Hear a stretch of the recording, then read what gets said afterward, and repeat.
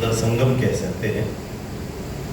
एक महत्वपूर्ण आयोजन दृष्टि संस्था के माध्यम से यहाँ पर संपन्न हो रहा है और हम सबका सौभाग्य है कि मंच पर इस सत्र के सभापति के रूप में परमादरणीय राम सनेही लाल शर्मा यायावर जी उपस्थित हैं। नवगीत के क्षेत्र में एक ऐसा बड़ा नाम, यदि नवगीत का अनार आम भी हमको नहीं पता हो तो केवल यायावर जी की उस दीर्घ साधना का अवगाहन थोड़ा सा हम कर लें उस गंगा में, तो मुझे लगता है कि नवगीत के स्वर व्यंजन सब समझ में आने लगते हैं। उस विधा को एक प्रकार से अमर करने का काम मैं श्रद्धेय परिहार जी के उस विशेषण से पूर्ण सहमति दर्शा रहा हूँ कि उस विधा को अमर करने का काम यदि किसी ने किया है तो वो यायावर जी ने किया है। और वे अपने उपनाम की तरह संपूर्ण भारतवर्ष में भारत माता की परिक्रमा लगातार करते रहते हैं और एक ही उद्देश्य को लेकर के लगातार एक ही पथ पर चलते रहना, ये बड़ा कठिन काम होता है, लेकिन यायावर जी ने उस कठिन काम को भी सरल बनाया है। मैं उनकी उपस्थिति को प्रणाम करता हूँ।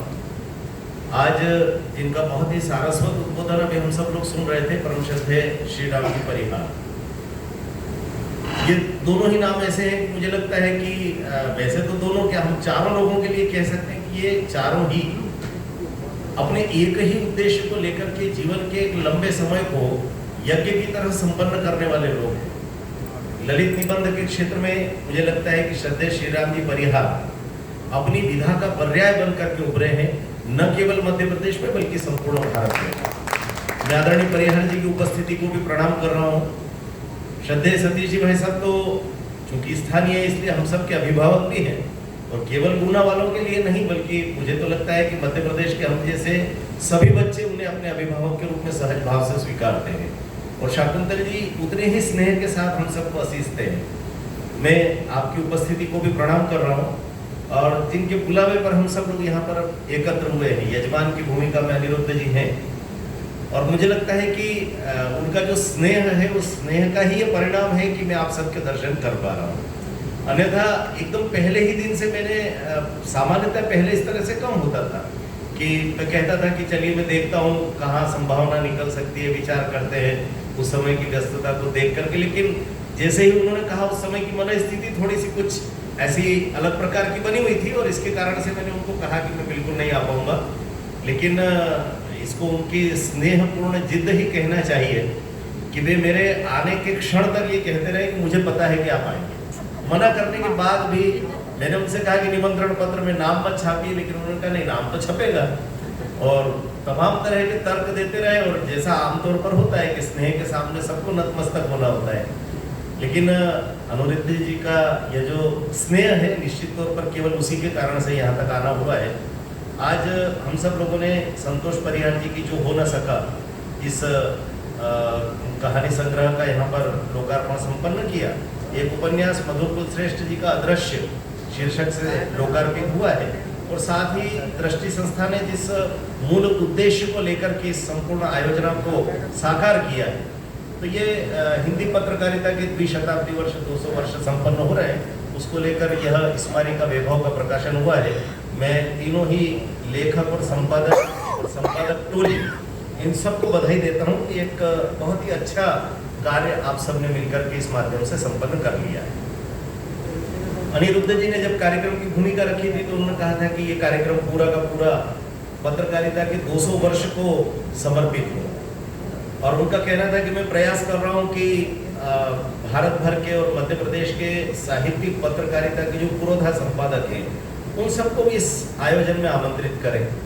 तो निश्चित तौर पर वैसे देखा जाए तो आज मैं जब दूसरे पृष्ठ पर बनी हुई सूची देख रहा था तो दो प्रकार की सूचियां आई। एक पंक्ति में साहित्यकारों की सूची है, दूसरी पंक्ति में वरिष्ठ संपादकों की सूची है। तो मुझे लग रहा है कि आज जितने वरिष्ठ संपादक यहाँ पर प्रत्यक्ष दिखाई दे रहे हैं उसके चलते मैं कह सकता हूँ कि ये पूरा का पूरा आयोजन आज सार्थक भी हुआ है और सफल भी हुआ है। अपने जिस मूल उद्देश्य को लेकर के अनिरुद्ध जी ने ये कल्पना की थी, दृष्टि ने जो कल्पना की थी वो साकार हुई। उदंत मार्तंड के माध्यम से अभी परिहार जी ने जिस पत्रकारिता के संपूर्ण 200 वर्ष के परिदृश्य को उकेरने का प्रयास किया संक्षेप में, इस विषय पर बहुत विस्तार से भी हम सब लोग बातचीत कर सकते हैं। और परिहार जी को अकेले को ही यदि हम सब सुने तो मुझे लगता है कि एक प्रकार से बिल्कुल ललित निबंध की तरह उनका वक्तव्य होता है। तो स्वाभाविक रूप से उसको सुनने के बाद मेरे जैसे किसी व्यक्ति को सुनना, मैं तो कई बार मजाक में कहता हूँ कि मैं इन दिनों जब से 6 वर्ष से आप लोगों ने साहित्य अकादमी में मुझे बैठाया है, मैं लगभग मदारी की भूमिका में रहता हूँ। डमरू बजाया, लोग इकट्ठा किए, सांप ने उन्हें लड़ाए, और अंतिम रूप से जिस मूल उद्देश्य को लेकर के हम सब लोग काम करते हैं वो काम में भी कर जाता हूँ कि डाढ़ दांत की दवाई बेच करके रवाना हो जाता हूँ।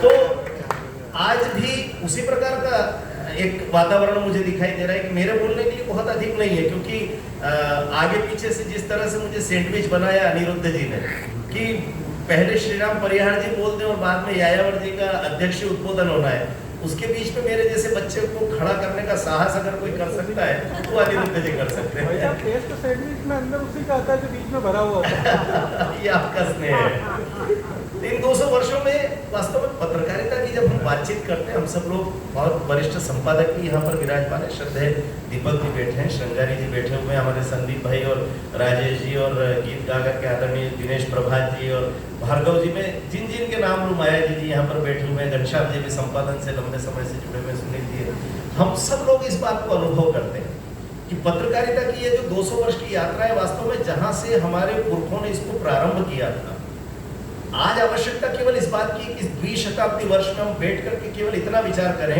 कि हमारे पुरखों ने यात्रा के जो मानक तय किए थे, यात्रा में जो पोटली हमको थमाई थी कि जाओ ये पाथे साथ लेकर के जाना, रास्ते में सत्तू की भी जरूरत पड़ेगी, रास्ते में गुड़ की भी जरूरत पड़ेगी, वो सत्तू और गुड़ क्या आज हमारी पोटली में बचे हैं क्या?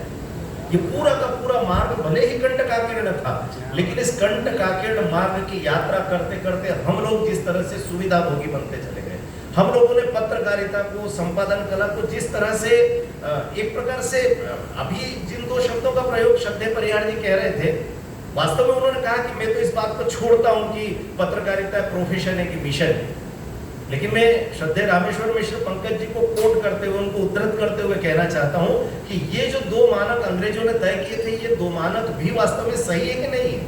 ये कसौटी भी ठीक है कि नहीं कि पत्रकारिता के आप उस पूरी की पूरी तपस्या को क्या मिशन और प्रोफेशन जैसे 2 शब्दों के आधार पर आकलित करने का प्रयास करेंगे?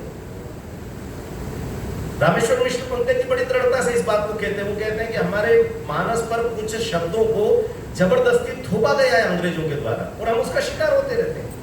हम जिस पत्रकारिता के पुरोधा है इस समय यहाँ जितने संपादक बैठे हैं, मैं लगभग सबकी तपस्या का साक्षी हूँ, सबकी तपस्या को देख रहा हूँ। कैसे पत्रिका को चलाया जाता है घर फूंक तमाशे की तरह, आप अपनी जेब का पैसा खर्च करते हैं। केवल दिनेश प्रभात जी या संदीप जी इस काम को कर रहे हैं, राजेश रावल जी जब पत्रिका को निकालते हैं, क्या इनको अड़ी है कि वो लगातार भारत की संपूर्ण बोलियों को प्रतिनिधि बना करके एक एक रचना को बुलवाते हैं, उसका अनुवाद करवाते हैं, उसका मूल भावार्थ समझाने की कोशिश करते हैं। उज्जैन में बैठा हुआ एक राजेश रावल को आखिरकार ऐसी कौन सी खुजली की बीमारी है जो मैथिली की चिंता कर रहे हैं, वो नेपाली की चिंता कर रहे हैं, वो निमाड़ी की चिंता कर रहे हैं, मालवी बुंदेली बघेली की चिंता कर रहे हैं। संपूर्ण भारत की बोलियों को लेकर के काम करने वाली पत्रकारिता, और वो भी आज के युग में, और हम उसका आकलन करना चाहते हैं ये मिशन है कि प्रोफेशन है। आप गीत गाकर के संपादक को एक बार अपने घर पर बैठ करके उन बिलों का पेमेंट करते हुए देखिए, आपको समझ में आएगा कि मिशन है कि प्रोफेशन है।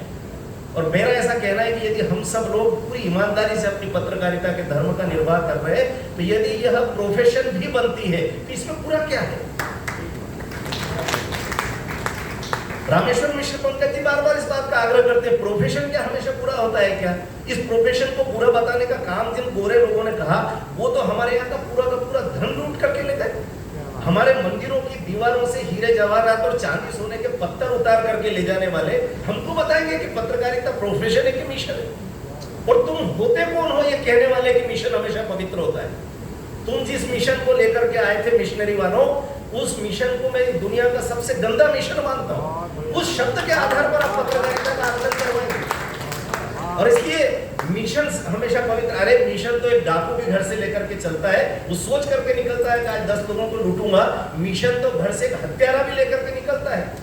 अभी 4 दिन पहले सूर्या चौहान की हत्या करने वाले उन 6 लुगाड़ों का क्या कोई मिशन नहीं है क्या? एक किताब के आधार पर अपने जीवन का मिशन उन लोगों ने तय किया हुआ है, जो काफिर होगा उसकी हत्या कर देंगे। आप इस मिशन को पवित्र मानते हैं?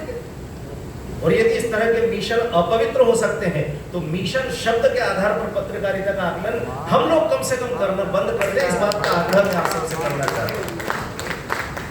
हमारे पुरखों ने हमको सिखाया बार बार, हम लोग उर्दू का एक शेर बार बार कहते हैं कि हमारे पुरोधाओं ने कहा कि जब तोप हो मुकाबिल तो अखबार निकालो। अखबार पत्रकारिता के क्षेत्र में अखबार उस समय एक तरह से ब्रह्मास्त्र का काम करता था। लेकिन मैंने कहा ना कि ये यात्रा कंटकाकीर्ण मार्ग वाली थी, लेकिन मखमल के कालीन तक हमारी ये यात्रा कैसे पहुंच गई? हम लोगों ने कहना शुरू किया जब चेक हो मुकाबिल तो खबर छुपा दो। यहाँ तक की यात्रा संपन्न हो गई पत्रकारिता की। और हम बात कर रहे हैं पत्रकारिता मिशन है या प्रोफेशन है, बिल्कुल नहीं करना चाहिए। परिहार जी ठीक कह रहे हैं, हम काहे के लिए इस पचड़े में पड़ते हैं? और इसलिए ये जब मुकाबिल होती है ना, उस समय की पत्रकारिता जब चलती है तो वो पत्रकारिता कैसी होती है उसका उदाहरण तो एक विज्ञापन के रूप में हमारे बड़े हमको बताते हैं। कैसे विज्ञापन निकला करते थे? आवश्यकता है एक संपादक की, वेतन आजीवन कारावास, पुरस्कार फांसी का फंदा। जब इस तरह के पुरस्कार प्राप्त करने की लालसा लेकर के व्यक्ति चलता है, इस तरह के वेतन के आधार पर जब काम करने के लिए व्यक्ति निकलता है, तब वास्तव में पत्रकारिता के भारतीय जीवन मूल्य हमको उस पत्रकारिता में दिखाई देते हैं। हमको समझ में आता था कि पत्रकारिता कैसे हो रही है उस समय। और इसलिए मुझे लगता है कि हम पाश्चात्य जगत के द्वारा दिए हुए मुहावरों का त्याग सबसे पहले पत्रकारिता के क्षेत्र में करें। मैं लगातार कई बार जाता रहता हूं, तो चाहे वो माखनलाल चतुर्वेदी पत्रकारिता विश्वविद्यालय हो, चाहे देवी अहिल्या विश्वविद्यालय का पत्रकारिता विभाग हो, या भिन्न भिन्न कुशाभाऊ ठाकरे हमारे रायपुर में कुशाभाऊ ठाकरे पत्रकारिता विश्वविद्यालय, बच्चों से जब बात करता हूँ, मैं बच्चों को बार बार इस बात के लिए कहता हूँ कि भाई पश्चिमी जगत की पत्रकारिता की किताबें पढ़ते हो, कोई समस्या नहीं, हिंदी में अनुवाद कर करके हमने बच्चों के पाठ्यक्रम तैयार कर दिए। अब आपने एक शब्द तय कर लिया, हाशिए की पत्रकारिता। आप सबको जानकर आश्चर्य होगा, अंग्रेजों के द्वारा जिसे हाशिए की पत्रकारिता कहा जाता है पत्रकारिता के इतिहास में, उसके अंतर्गत हम सब लोग आते हैं, हममें से एक भी व्यक्ति नहीं छूटेगा। ये कौन सी हाशिए की पत्रकारिता? कृषि पत्रकारिता हाशिए की पत्रकारिता, स्वास्थ्य पत्रकारिता हाशिए की पत्रकारिता, बाल पत्रकारिता हाशिए की पत्रकारिता, साहित्य पत्रकारिता हाशिए की पत्रकारिता। अजीब बात है, जिन विषयों के आधार पर अब संपूर्ण भारतीय समाज का निर्माण कर रहे हैं, एक आदर्श नागरिक देने का काम कर रहे हैं। विवेकानंद ने कह दिया कि मुझे ऐसे युवा चाहिए जिनकी अस्थियां फौलाद की हो, जिनकी धमनियों में लावा पिघलता हो। ये बनेंगे कैसे? स्वास्थ्य पत्रकारिता से। और इस पत्रकारिता को जीवन मूल्यों के आधार पर जब कोई चलाता है तो उसके परिणाम स्वरूप आप निरोगधाम जैसी पत्रिका को मध्य प्रदेश से निकलता देखते हैं। और उस पत्रिका के संपादक की टेबल पर मैंने अपनी आंखों से प्रेमदत्त जी की टेबल पर आगामी 3 वर्षों की प्रतीक्षा सूची में पतंजलि, गुंजा फार्मेसी और तमाम बड़ी बड़ी कंपनियों के विज्ञापन रखे हुए देखे थे। वो कहते थे 30% से ज्यादा 1 इंच स्थान विज्ञापन को नहीं दूंगा। तय कर रखा है उन्होंने 30% यानी 70% सामग्री। आज के युग में कोई ये पत्रकार कर सकता है क्या? कोई संपादक कर सकता है? जिस बाल पत्रकारिता को आप हाशिए की पत्रकारिता कहते हैं, मेरा सौभाग्य में 32 वर्ष उस पत्रिका का संपादक रहा। उस बाल पत्रकारिता के क्षेत्र में हमने विश्व कीर्तिमान स्थापित किया। 3,71,000 पत्रिकाएं प्रतिमाह छापने का काम किया और बगैर चवन्नी का विज्ञापन किसी अखबार, किसी टीवी चैनल को दिए हुए, बिना किसी होर्डिंग को लगाए। और लोग कहते हैं कि पत्रकारिता हाशिए की पत्रकारिता है, कृषि पत्रकारिता हाशिए की पत्रकारिता है। भारत में वो भी, मुझे लगता है कि ये जो अंग्रेजों ने जो मानक तय किए, सबसे पहले उससे मुक्त होने की आवश्यकता है। 200 वर्ष के बाद अपने अतीत के पन्नों को पलटने के समय अगर कोई गौरव बोध जागृत होता है अपने पुरखों के प्रति, तो उसका सबसे पहला परिणाम ये आना चाहिए कि हम अगर पत्रकारिता को ठीक ढंग से समझना चाहते हैं तो ये जो अंग्रेजों एक्सक्लूसिव शब्द ला करके हमारे दिमाग पर बैठा दिया। पत्रकारिता यानी क्या? इलेक्ट्रॉनिक मीडिया को गालियां देने की जरूरत नहीं है। अब तो वेब पत्रकारिता आ गई है, अब तो तमाम आधुनिक साधन हमारे 2 अंगूठों की पकड़ में आ चुके हैं। आप दुनिया के एक कोने से दूसरे कोने तक दौड़ लगा रहे हैं विदिन सेकेंड। और उस समय पर हमको लगता है कि पत्रकारिता में एक्सक्लूसिवनेस जैसी कोई चीज बची क्या? और उसके नाम पर हम सब क्या कर रहे हैं? भाई अंग्रेजों को तो एक्सक्लूसिव कुछ चाहिए रहता था, तो वो तो क्या इतने बदमाश हुआ करते थे। दरअसल उनके दिमाग षड्यंत्रकारी दिमाग होते थे। आप सरस्वती के संपादक का नाम लोगे तो आपके दिमाग में किसी षड्यंत्रकारी कुचक्र रचने वाले पत्रकार संपादक का चेहरा नहीं देखता। आप जब वीणा का नाम लेंगे, आप जब अक्षरा का नाम लेंगे, आप जब तमाम हमारे जितनी साहित्यिक पत्र पत्रिकाएं हैं, जिसको आप हाशिए की पत्रिका है, इनके संपादक ये सब कैसे हैं? संतों की तरह व्यवहार करने वाले लोग। एक संपादक को एक युवा अगर गंगा में डूबने से बचा लेता है और वो युवा दूसरे दिन लाकर के कुछ घटिया सी कविताएं पकड़ा देता है संपादक जी को कि आपको मेरी ये कविताएं अपनी पत्रिका में छापना है, वो कहता है भाई वापस गंगा किनारे चलते हैं, मुझे तो वापस धक्का दे दे गंगा में, मर जाना पसंद करूंगा, तेरी कविता नहीं छापूंगा। ये संपादकों की हाइट हुआ करती थी, ये कद होता था। उस युग से आने वाली पत्रकारिता आज हम लोगों के लिए एक्सक्लूसिवनेस हो गई।